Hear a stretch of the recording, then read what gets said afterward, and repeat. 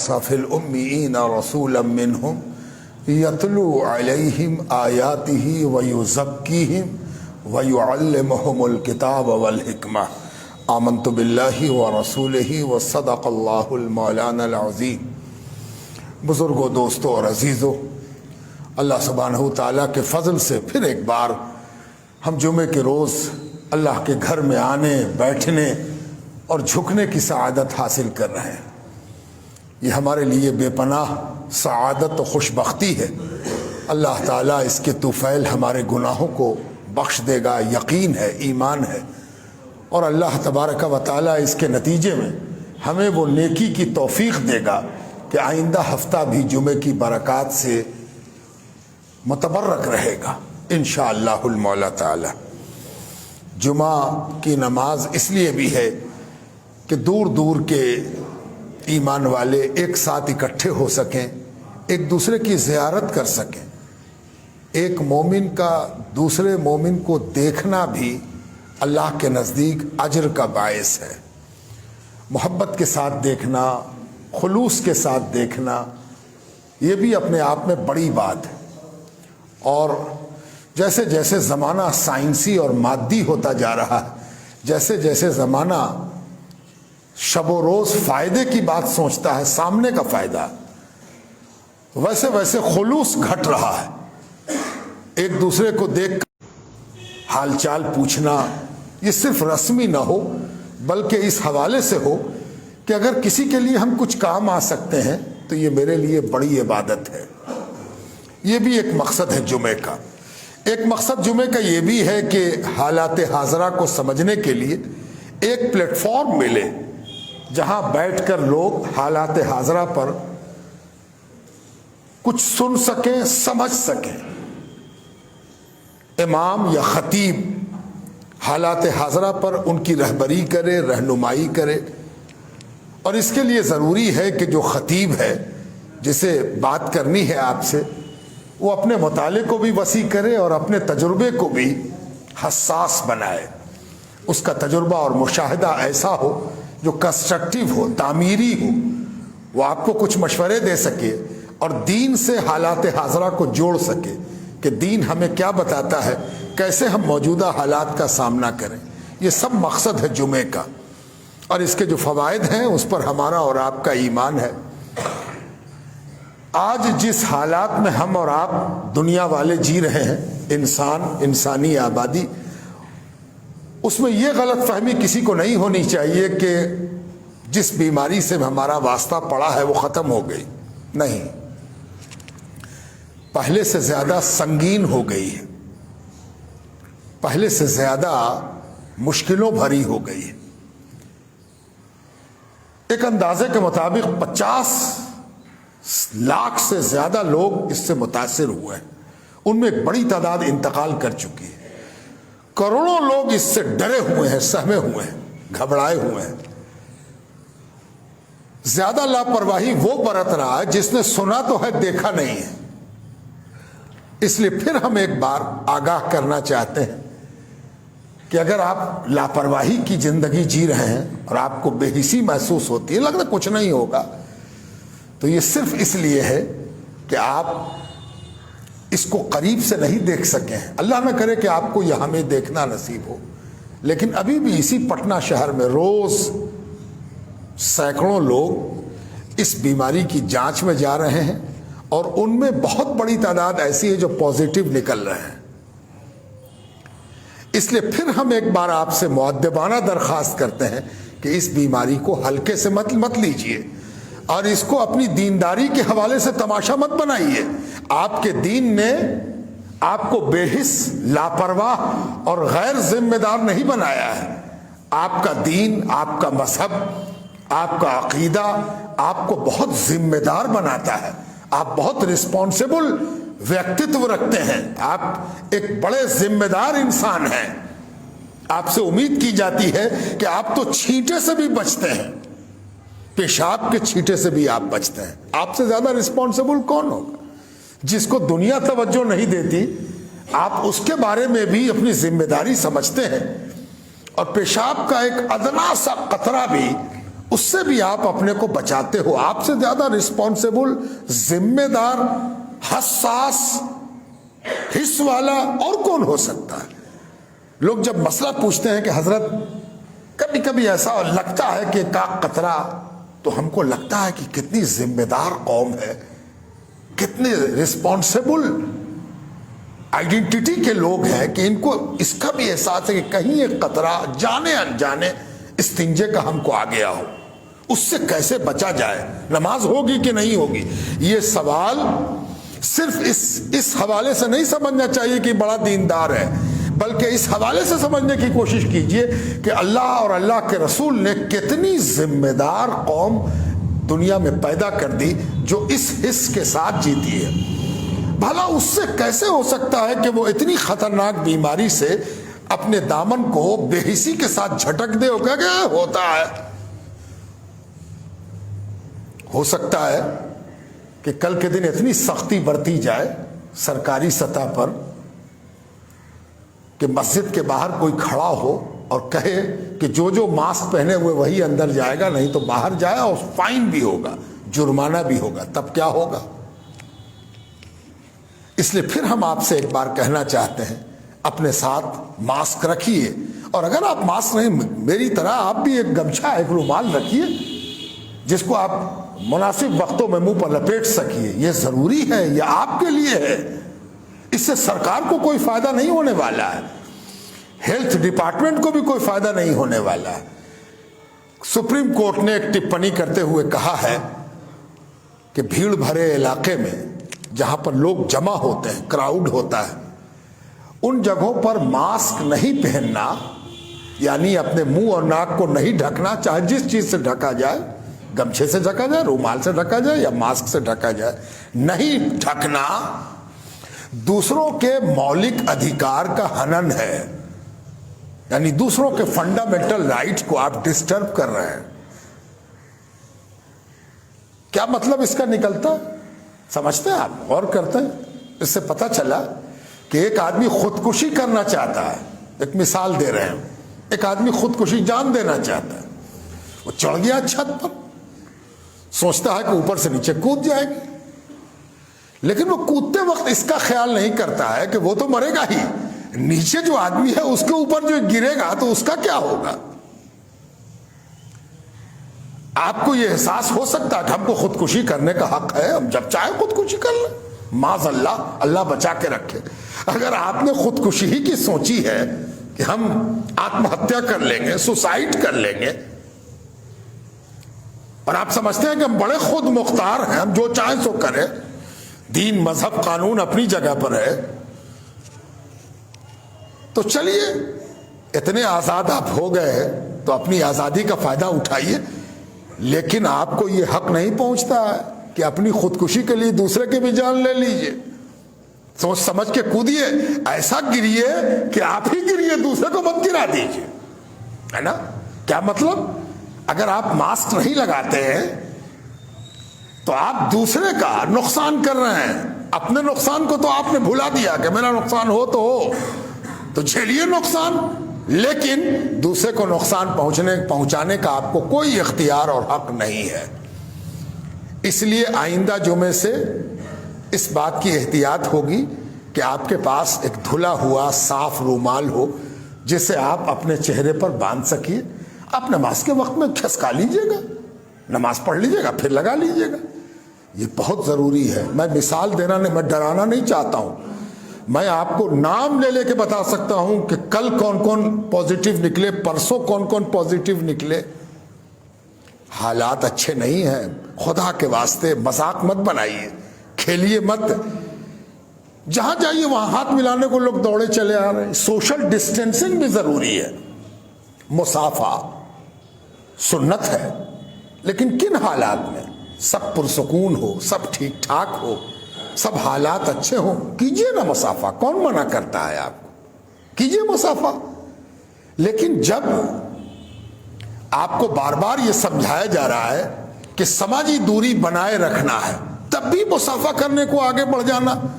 کبھی کبھی ہو سکتا ہے کہ آدمی انجانے میں ہاتھ بڑھا دے، کوئی بات نہیں. لیکن اگر آپ بے حسی میں ہاتھ بڑھا رہے ہیں، آپ کو کوئی احساس نہیں کہ دنیا میں کیا ہو رہا ہے، تو یہ بہت بڑا ظلم ہے جو آپ اپنے اوپر بھی کر رہے ہیں، دوسرے پر بھی کر رہے ہیں۔ خدا کے واسطے سوشل ڈسٹینسنگ بھی بنائیے۔ نمازوں کے درمیان اگر صفوں کے درمیان تھوڑا خلا ہو جاتا ہے، تھوڑی سی دوری ہو جاتی ہے، تو آپ مسئلہ بدل نہیں رہے ہیں، یہ مجبوری میں ایسا کر رہے ہیں۔ مسئلہ وہی ہے، سچ کے نماز پڑھنا، لیکن اگر ذرا سی دوری بنا دی گئی تو جان بچانے کے لیے اور دوسرے کو بچانے کے لیے یہ ضروری ہے کہ آدمی سوشل ڈسٹینسنگ بھی بنا کے رکھے، سماجی دوری بھی بنا کے رکھے، یہ بہت ضروری ہے۔ یہ سب آپ کے فائدے کے لیے نہیں، ہم اپنے فائدے کے لیے بھی بیان کر رہے ہیں، اور اس میں ہم سب کا فائدہ اکیلے۔ ایک اور کڑوی بات سن لیجئے، کسی کو اگر ہو جائے گا تو کوئی پوچھے گا نہیں، یہ بہت تلخ تجربہ ہے، کوئی پوچھتا نہیں ہے۔ ایسے دیکھنے کو بہت سے لوگ ہیں اور بڑے سب بھاگ جاتے ہیں۔ اس لیے ہم سب کو اس کی احتیاط برتنی چاہیے، بال بچوں کو برتوانی چاہیے، سکھانا چاہیے۔ اگر یہ انڈیا نہ ہوتا اور یورپ ہوتا تو ابھی لاک ڈاؤن لگا ہوا ہے یورپ میں، اور کس پریشانی کے دور سے لوگ گزر رہے ہیں وہاں، اللہ کی پناہ۔ اس لیے ہم سب کو احتیاط برتنی چاہیے۔ آئندہ جمعے کو ہم آپ سے امید کرتے ہیں کہ اپنے ساتھ آپ سامان رکھیے گا۔ آپ نماز کے وقت میں آپ کا دل نہیں بھرتا، آپ کھسکا لیجئے، نماز پڑھ لیجئے، پھر لگا لیجئے، اس سے کیا فرق پڑتا ہے؟ آپ ایک ذمہ دار قوم ہے اور اپنی ذمہ داری کا پورا ثبوت دیجئے، اللہ اس کا بھی آپ کو اجر دے گا۔ اللہ تبارک و تعالیٰ کے رسول نے جب پانی برسنے کی امید ہوئی اور گڑگڑانے لگا بادل اور تیز ہوا چلی، تو اللہ کے رسول نے مؤذن سے کہا تھا پکار دو کہ نماز گھر پر پڑھو، ہے نا؟ حیا علی الصلاۃ مت کہنا، اس کے بدلے میں کہنا کہ لوگ اپنے گھروں پر نماز پڑھے۔ کہا کو فرض نماز ہے، مسجد میں آنا ہے، جماعت واجب ہے، معاف نہیں ہے، تو اللہ کے رسول نے ایسا اعلان کیوں کرا دیا؟ یہ سب اعلان قیامت تک کے لیے آپ کو ایک گائیڈ لائن دے رہا ہے، آپ کو یہ بتا رہا ہے کہ دین آپ کا خطرہ اٹھانے کے لیے نہیں آیا اور خطرے والا بنانے کے لیے نہیں آیا ہے۔ دین نے یہ بتایا ہے کہ تم اپنے آپ کو تمام قسم کے خطروں سے بچانے کی کوشش کرو، اللہ اس کا بھی اجر دے گا تم کو۔ اس لیے وہ نمونہ سرکار دو عالم کا ہمارے سامنے موجود ہوتا ہے، اور جب بھی کوئی خطرہ نمازی کو، عبادت گزار کو، پرہیزگار کو، دیندار کو دین کا کام کرنے میں لاحق ہو، نماز پڑھنے کے لیے آئے گا، بھیگ جائے گا، کھانسی ہو جائے گی، بخار ہو جائے گا، پریشانی ہو جائے گی، گر جائے گا، پڑ جائے گا، تو اس کے لیے کہا گیا گھر پر نماز پڑھو۔ تو اگر کوئی نماز پڑھنے کے لیے آ رہا ہے اور وہ احتیاطاً اپنے ناک اور منہ کو چھپا رہا ہے، یقیناً وہ دین کا کام کر رہا ہے اور اللہ کے رسول کے احکامات کی پیروی کر رہا ہے۔ اب ایک اور بات آپ سے کہنی ہے، وہ یہ کہ یہ جو کورونا کا مزاج ہے، کووڈ-19 کا، بات کا بتنگڑ ہو جاتا، کھانسی ہوئی شروع ہو گیا، بخار آیا اور شروع ہو گیا، کوئی لکشن نہیں ہے اور شروع ہو گیا، یہ بھی ہو رہا ہے، لکشن ہے ہی نہیں اور پازیٹیو ہے۔ اب کتنے کو پازیٹیو اس سے ہو جانا پڑے گا، پتہ بھی نہیں چلے گا پازیٹیو ہو جائے۔ اس کا اثر مزاج پر بھی پڑتا ہے، آپ کے اور ہمارے مزاج پر، سوچ پر، ایٹیچیوڈ پر، اپروچ ہمارا جو ہوتا ہے، ویوہار میرا، سلوک میرا۔ دو آدمی جب آپس میں کوئی معاملہ کرتے ہیں، بات چیت کریں، مصافحہ کریں، چلیں، گھومیں، اس میں دونوں کا جو ایک دوسرے کے پرتی ویوہار ہوتا ہے وہ ان کا مزاج طے کرتا ہے۔ یا تو مزاج کا نتیجہ ہے یہ بیماری، یا پھر اس بیماری کا نتیجہ ہے مزاج۔ نہیں سمجھا؟ میں بتاتا ہوں، میں عرض کرتا ہوں آپ کی خدمت۔ آپ دیکھتے ہوں گے، دیکھتے دیکھتے ایک آدمی کو معلوم ہوا کہ کووڈ-19 ہو گیا۔ ارے وہ تو اچھے والے تھے، کیا ہوا ان کو پازیٹیو ہو گیا؟ وہ آپ کے سمجھ میں آئے؟ ہو گیا، اللہ کا فضل ہوا تو بچے، نہیں تو بیچارے پریشانی کے عالم میں مبتلا ہو گئے۔ ٹھیک اسی طرح آج کل ہمارا مزاج ہو گیا، ہم اتنے زیادہ ٹیمپر میں رہنے لگے ہیں، اتنا غصہ ہم کو آتا ہے، جو چیز ہماری طبیعت کے مطابق نظر نہیں آئی فوراً اس پر ہم فتویٰ دے دیتے ہیں کہ یہ تو شرک کر رہا، یہ تو کفر کر رہا۔ یہ تو بہت بڑا گنہگار ہے، ارے یہ تو ایسے ہو گیا، وہ ایسے ہو گیا. اور یہ بڑے بڑے لوگ کر رہے ہیں، چھوٹے نہیں، بڑے بڑے لوگ. چھوٹا آدمی کیا کرتا، ترنت میں سوسائڈ کر لیا. معلوم ہوا کہ فلاں آدمی کود کے مر گیا، فلاں آدمی بدن میں آگ لگا لیا، فلاں آدمی نے طلاق دے دیا، فلاں آدمی نے خلا کر. اتنی تیزی سے یہ معاملہ ہو رہا ہے کہ اس سے ایک بات پتہ چلتی ہے کہ ہم اپنے مزاج کے اعتبار سے بھی جلد باز ہو گئے ہیں. اتنی جلد بازی ہمارے اندر آ گئے، 1 منٹ میں ہم فیصلہ کریں طلاق. ارے طلاق دے دیا تم نے، تمہاری 5 سال کی شادی شدہ زندگی ہے، 10 سال کی شادی شدہ زندگی ہے، 20 سال کی شادی شدہ زندگی. ارے تمہارا بیٹا ہے 3 سال کا، تمہارا بیٹی 5 سال کی تمہاری بیٹی ہے، تم طلاق دے دیو. تو 2 طرح کے لوگ ملے. ایک تو کہیں گے ہاں ہاں دے دیا، ضروری تھا اس کو دینا. اور اس سے زیادہ کون ملیں گے جو کہیں گے کہ ہاں غصے میں دے دیا، غصے میں دے دیا، ہے نا. ارے غصے میں دے دیا تو خوشی خوشی کون دے؟ تم کو غصہ کیسے آ گیا؟ اتنا غصہ کہاں سے آتا ہے کہ طلاق دے کے اب پچھتا رہے ہو کہ ہم طلاق دے دیا. وہی حال سوسائڈ کرنے، اتنا کیس بڑھ گیا ہے جان دینے کا.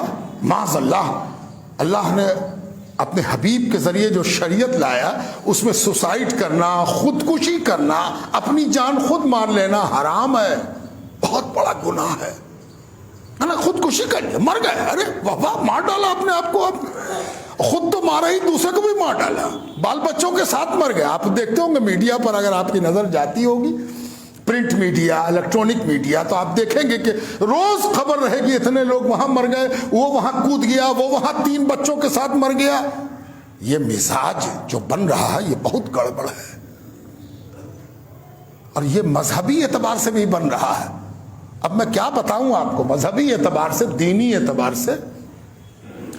آج کل مذہبی لوگ بھی بڑے تیزی کے ساتھ فیصلہ کرتے ہیں. 1 منٹ میں کہا کہ کوفی ہے، 1 منٹ میں کہہ دیا کہ یہ یزید ہے، 1 منٹ میں کہہ دیا کہ یہ شیطان ہے، 1 منٹ میں کہہ دیا کہ یہ کافر ہے. یہ بھی بڑھ گیا ہے، فوراً فیصلہ. کوئی اس کی تحقیق کی ضرورت ہی نہیں ہے کہ ہاں بھائی اس نے کوئی کام کیا ہے تو کس طور پر کیا، کیسے کیا. مجھے حدیث پاک میں کئی باتیں ایسی ملتی ہیں جن کو پڑھتے ہوئے ہمیں حیرت ہوتی ہے کہ اللہ، جیسا سرکار دو عالم نے کیا، کہتے ہیں لوگ کہ بالکل ان کی پیروی کرنی چاہیے، انہی کے طریقے پر چلنا ہے. بلا شبہ دین تو نام ہی ہے اپنے نبی کی پیروی کرنے کا، ہے نا. دیکھیے میں ایک مثال سناتا ہوں آپ. اللہ کے رسول ایک روز تشریف لائے، ایک جگہ پر تشریف لائے، تو اس جگہ پر حضور صلی اللہ علیہ وسلم کی تعریف میں، توصیف میں، مدح میں، جس کو آج کل ہم نعت کہتے ہیں، پورے بر صغیر میں اس کو نعت کہا جاتا ہے، عربی میں وہ مدح کہلاتی ہے. حضور کی نعت پڑھ رہی تھی کچھ خواتین، بلند آواز سے نعت پڑھ رہی تھی. جیسے کبھی کبھی آپ نے دیکھا وہ سالانہ میلاد ہوتا ہے، عورتیں آپس میں میلاد کی مجلس کرتی ہیں، سب لوگ پاکیزہ ہو کے بیٹھتی ہیں، میلاد پڑھنے والی میلاد پڑھتی ہیں، سب لوگ سنتی ہیں، درود پڑھا جاتا. حضور کی نعت پڑھ رہی تھی. وہ سرکار دو عالم تشریف لے آئے. وہ سرکار دو عالم گزرتے ہوئے جب ادھر سے گزر رہے ہیں تو سرکار دو عالم کے مبارک کانوں میں یہ آواز گئی کہ پڑھنے والی، نعت پڑھنے والی، تعریف کرنے والی کیا کہہ رہی ہیں؟ ہمارا نبی وہ ہے جو یہ جانتا ہے کہ کل کیا ہوگا. کل کے بارے میں تو کوئی نہیں جانتا کل کیا ہوگا، ہے نا. کل آندھی آوے گی کہ بارش ہوگی، دھوپ نکلے گی کہ نہ نکلے گی، کیا ہوگا دنیا میں، میرا کیا ہوگا، آپ کا کیا ہوگا، میرے جانور کے ساتھ کیا گزرے گی، میری نوکری کے ساتھ کیا گزرے گی، دنیا کے ساتھ کیا گزرے گی، کون جانتا ہے کل کیا ہوگا. کہتے ہیں کہ وہ نعت میں پڑھ رہی تھی، ایک مصرع اس کا یہ بھی تھا کہ اللہ کے رسول جن پر ہم ایمان لائے ہیں وہ ایسے رسول ہیں جو جانتے ہیں کہ کل کیا ہوگا، ہے نا. اب ذرا رک جائیے. آج اگر کوئی کہہ دے کہ نبی کو غیب کا علم ہے، نبی کو غیب کا علم ہے، جو چیز پوشیدہ ہے، معلوم نہیں ہے، کوئی جانتا نہیں ہے، اللہ تو سب جانتا ہے۔ آج اگر کوئی کہہ دے تو پتہ نہیں کتنا دارالفتہ فتویٰ دے دے گا کہ اس ایمان پھر سے لاوے، کلمہ پڑھے، لاہور پڑھے، استغفر اللہ پڑھے۔ اس آدمی نے نبی کو غیب کا عالم مان لیا، اتنا فتویٰ ہوگا، اتنا فتویٰ ہوگا، ایسی دشنام ترادی ہوگی کہ اللہ کی پناہ، پھر سے ایمان لائے اور توبہ کرے، اور دوسرا فرقہ کہے گا کہ نہیں نہیں ایک دم صحیح کہا اس نے۔ ہمیں تو یہ دیکھنا ہے کہ نبی نے کیا کہا۔ حضور صلی اللہ علیہ وسلم نے تو سن لیا، حضور صلی اللہ علیہ وسلم نے کیا کہا۔ ریئیکشن تو ہمیں ان سے سیکھنا ہے۔ کوئی بات اگر نبی کے سامنے ہوئی تو اس پر رد عمل کیا ہوا، یہ کس سے سیکھیں گے؟ نبی سے سیکھیں گے۔ اور جب عمل ان سے سیکھتے ہیں تو رد عمل کس سے سیکھیں گے؟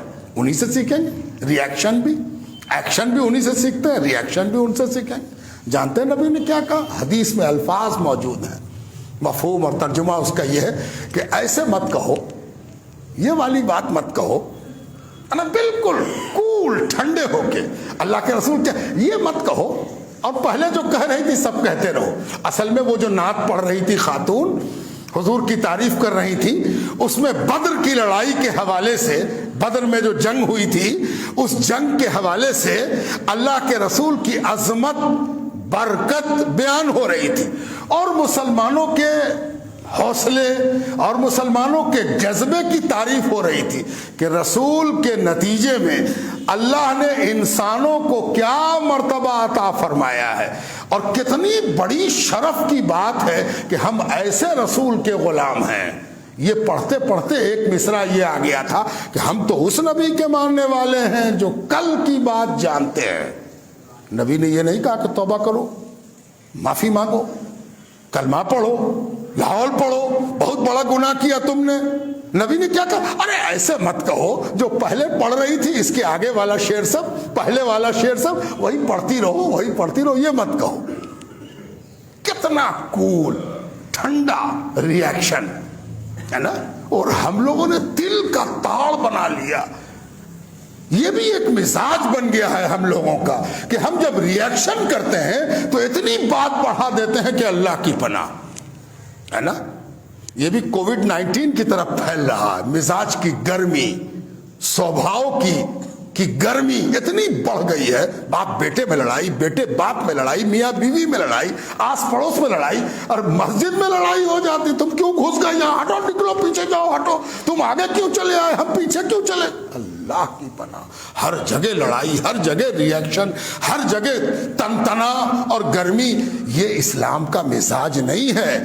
اسلام تو پیشنس سکھاتا ہے، ٹالرنس سکھاتا ہے، سمجھانے کی بات بتاتا ہے کہ سمجھو ایسا نہیں ہوتا ہے۔ اسی طرح ایک اور ریئیکشن سنیے۔ مثلا ایک صاحب نے کوئی حدیث سنائی کہ حضور صلی اللہ علیہ وسلم نے یہ کہا ہے، تو آج کل کے نئے مولانا لوگ، نئے عالم لوگ، نئے مولوی لوگ اور مولوی نما لوگ اور نئے پڑھے لکھے لوگ اتنے جلد باز ہو گئے کہ فوراً کہتے ہیں یہ تو حدیث ہے ہی نہیں، یہ تو غلط ہے، یہ تو ہو ہی نہیں سکتا۔ یہ بھی جلد بازی ہے۔ سب سے اچھا ریئیکشن کیا ہوگا؟ سب سے اچھا رد عمل، پرتیکریا کیا ہوگی؟ یہ بھی ہمیں اپنے بزرگوں سے سیکھنا ہے۔ مخدوم جہاں شیخ شرف الدین احمد یحییٰ منیری، خواجہ نظام الدین اولیاء محبوب الہی جن کا کل اور پرسوں عرس ہوا، ان کے آگے اگر کوئی حدیث پڑھی جاتی آج سے 800 سال پہلے، 700 سال پہلے، اور جن کے آگے وہ حدیث پڑھی جا رہی تھی ان کو اس حدیث کا علم نہیں ہوتا، ان کے نالج میں وہ بات نہیں ہوتی، تو وہ کیا کہتے؟ بہت قابل غور ہے یہ بات، میرے نالج میں کوئی بات نہیں ہے اور میرے آگے کوئی کہہ رہا ہے، تو کیا میرا نالج ہی فائنل ہے کہ ہم فوراً اس کو کاٹ دیں کہ غلط کہہ رہا، تم جھوٹ کہہ رہے ہو، یہ بات ہے ہی نہیں؟ دیکھیے خواجہ نظام الدین اولیاء محبوب الہی مخدوم جہاں شیخ شرف الدین احمد یحییٰ منیری کیا کہتے تھے؟ میری نظر سے یہ حدیث نہیں گزری ہے، کیا کہتے تھے؟ میری نظر سے یہ بات نہیں گزری ہے، مجھے کسی کتاب میں یہ بات نہیں ملی۔ کتنا محتاط سیکیور طریقہ، کیسا ری ایکشن ہے۔ اس ہمیں ایکشن اور ری ایکشن دونوں اپنے بزرگوں سے سیکھنا ہے۔ ایکشن کا بھی نقصان ہوتا ہے، ری ایکشن کا بھی نقصان ہوتا ہے۔ ایکشن بھی سیکھنا ہے، ری ایکشن بھی سیکھنا ہے۔ معمولی زندگی سے لے کے اونچی زندگی تک ترنت میں ری ایکٹ کر کے بہت زیادہ وائلنٹ ہو جانا، بہت زیادہ مشتعل ہو جانا، یہ ایمان کا تقاضا نہیں ہے۔ ایمان والا بہت سوچ سمجھ کے ری ایکشن دیتا ہے۔ خواجہ نظام الدین اولیاء کہتے تھے یہ بات میری نظر سے نہیں گزری ہے۔ کتنا سیف سائیڈ ہے، یعنی ہو سکتا ہے کہ کل کے دن کسی کتاب میں ہو اور میری نظر سے گزر جائے۔ مخدوم جہاں کا ری ایکشن بھی یہی ہوتا تھا۔ یہ بڑے لوگ تھے، انہوں نے ایکشن بھی سکھایا، ری ایکشن بھی سکھایا۔ بزرگوں، دوستوں اور عزیزوں، یہ جو کووڈ-19 کی حالت ہے یہ بدن پر بھی اثر کر رہی ہے اور مزاج پر بھی اثر کر رہی ہے، اور میں نے پہلے آپ سے کہہ دیا کہ اس کا نتیجہ ہے مزاج، یا مزاج کا نتیجہ ہے یہ بیماری۔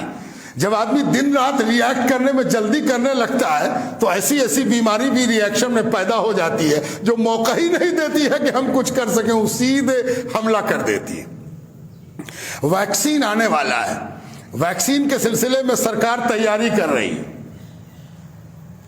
ابھی ویکسین کا چہرہ صاف نہیں ہے، بہت واضح نہیں ہے۔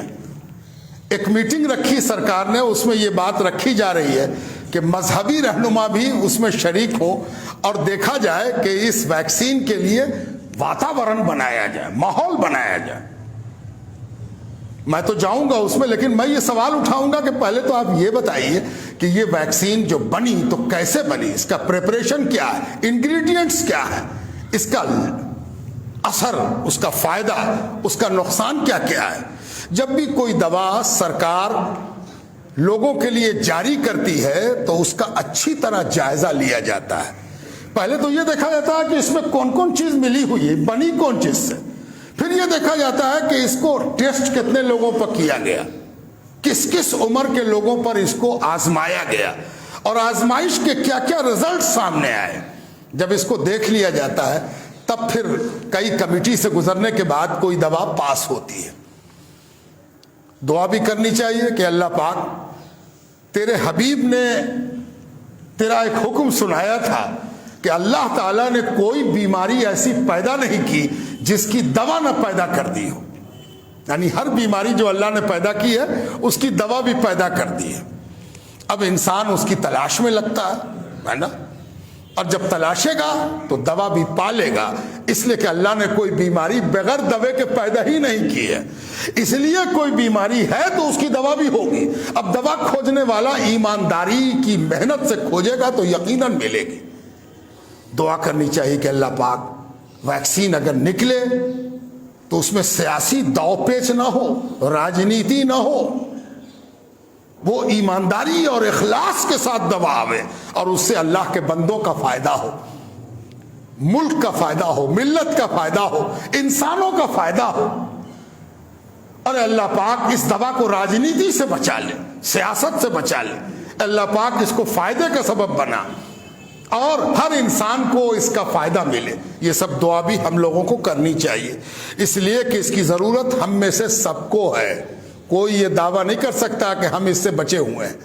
اللہ تبارک و تعالی ہم کو اور آپ کو اس بیماری سے بھی بچائے اور اس طرح کے جلدی ری ایکشن سے بھی ہماری حفاظت فرمائے۔ ہم کو ایسا بنائے کہ ہم بڑے سے بڑے مسئلے میں پورے پیشنس اور ٹالرنس، صبر اور ضبط کے ساتھ اس کا مقابلہ کر سکیں۔ وَمَا عَلَيْنَا إِلَّا الْبَلَاغُ۔